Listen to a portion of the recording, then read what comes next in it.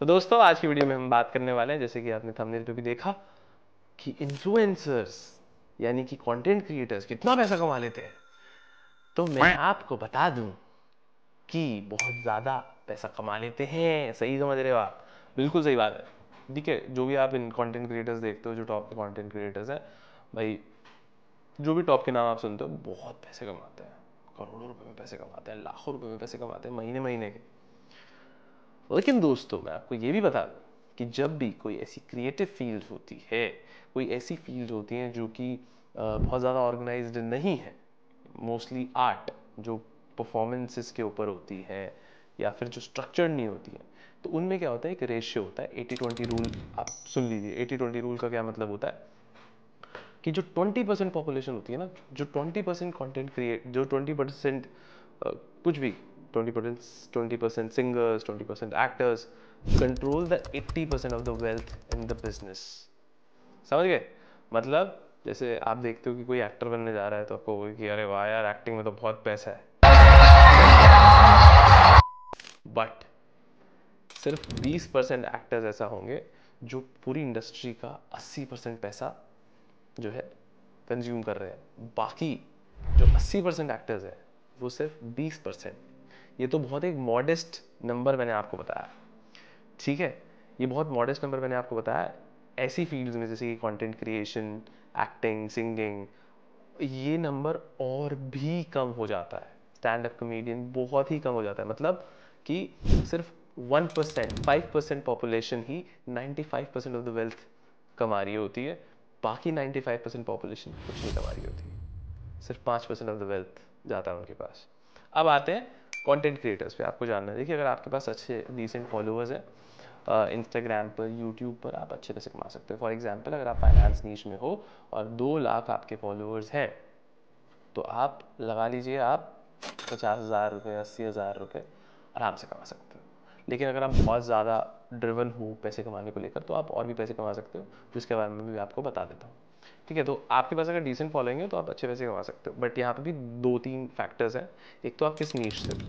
अगर आप एक ऐसी नीश से हो जहाँ पे आपकी ऑडियंस जो है वो टियर 1 नहीं है, टियर 2 है, टियर 3 सिटी से आती है, ठीक है, छोटे शहरों से आती है, तो आपको बहुत ज़्यादा पैसे नहीं मिलते। लेकिन अगर आपकी ऑडियंस, आपका लेट्स से अगर फैशन के ऊपर बना रहे हो, तो आपके सारे लोग जो हैं वो प्रोडक्ट्स खरीदने के लिए आपका कंटेंट देखते हैं कि अच्छा, ये जो लिपस्टिक इन्होंने लगाई है, ये जो कपड़े इन्होंने पहने हैं, वो हम भी खरीदेंगे। तो आपका जो है ब्रांड वैल्यू ज़्यादा बढ़ जाता है, क्योंकि आपका इन्फ्लुएंस बढ़ जाता है बेसिकली।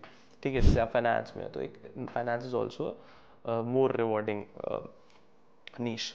बट यहाँ पे भी अगर बात करें, जो अच्छे क्रिएटर्स भी हैं, जो एक डिसेंट क्रिएटर्स भी हैं, उनके पास ऐसा नहीं है कि 12 महीने काम होता है, 12 महीने उनके पास ब्रांड्स आ रहे हैं और वो पैसा कमा रहे हैं। नहीं, ऐसा हमेशा नहीं होता। कुछ कुछ महीने होंगे जो इनमें पैसा नहीं भी आएगा, बट दैट इज़, आप उसको जाने भी दीजिए। तो आप मान लीजिए कि अगर आपके पास 2 लाख फॉलोअर्स के आसपास हैं, तो आप 1 लाख रुपए डिसेंटली कमा सकते हैं। That being said, this is one source of the one source of money for the content creators. उसके अलावा आप देखते हो बहुत सारे कंटेंट क्रिएटर्स अपने खुद के प्रोडक्ट्स लॉन्च करते हैं। कुछ लोगों ने अपनी कंपनीज बना रखी है, ठीक है, कोर्सेज लॉन्च करते हैं।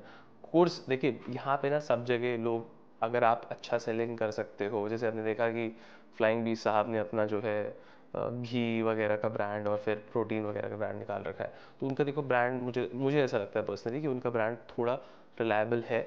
बट काफ़ी सारे कंटेंट क्रिएटर्स का नहीं भी होता, कुछ कंटेंट क्रिएटर्स का होता भी है। जैसे भुवन बाम एक लेकर आए थे हुडीज़ का ब्रांड, आई थिंक यूथियापा नाम था शायद उसका, वो चला नहीं चला पता नहीं मुझे, बट कुछ ब्रांड चलते हैं, कुछ ब्रांड नहीं चलते। कोर्सेज की अगर मैं बात करूँ, क्योंकि मैं पर्सनली क्लास प्लस के साथ बहुत ज़्यादा एसोसिएटेड हूँ, तो मुझे कोर्सेज का पता है। दोस्तों, कोर्सेज में कंटेंट क्रिएटर बहुत ज़्यादा पैसे कमाते हैं। और अगेन, दिस इज ऑल्सो नीश, ठीक है। This every on on these new fields, वो 80-20 रूल लगता ही है, ठीक है।